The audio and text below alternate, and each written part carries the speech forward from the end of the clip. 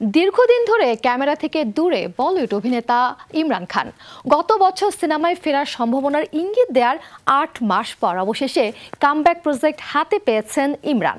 এবার comedy cinema দিয়ে ফিরছেন আমির খানের ভাগ্নে। কমেডি সিনেমা হ্যাপি প্যাটেলের মূল চরিত্রে অভিনয় করার মধ্য দিয়ে ফের পর্দায় দেখা যাবে তাকে। 101% কপার কন্ডাক্টিভিটি ও ফ্লেম রিটার্ডেন্ট পিভিসি দিয়ে তৈরি বিজলি কেবলস, নিরাপদ আজীবন।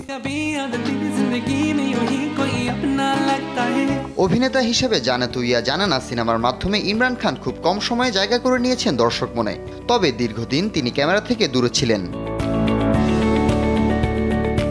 গত বছর সিনেমায় ফেরার সম্ভাবনার ইঙ্গিত দেওয়ার ৮ মাস পর অবশেষে কামব্যাক করেছেন ইমরান।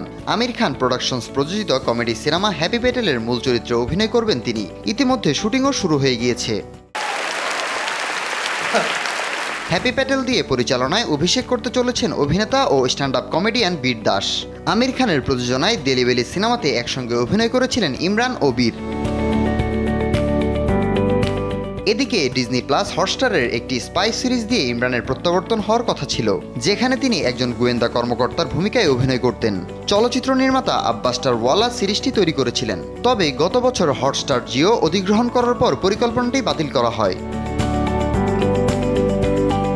ইমরান খানের আরেক পরিচয়, তিনি আমির খানের ভাগ্নে। তিনি মনসুর খানের 1988 সালের রোমান্টিক সিনেমা কিয়ামত সে কিয়ামত তাক এবং 1992 সালে রম কম জোজিতা ওহি সিকান্দারে আমির খানের সঙ্গে অভিনয় করেন। ইমরানকে সর্বশেষ দেখা গিয়েছিল কাট্টিবাট্টি সিনেমাতে, যেখানে তিনি প্রথমবার জুটি বেঁধেছিলেন কঙ্গনা রানাওয়াতের সঙ্গে। 2015 সালে মুক্তি পেয়েছিল সিনেমাটি।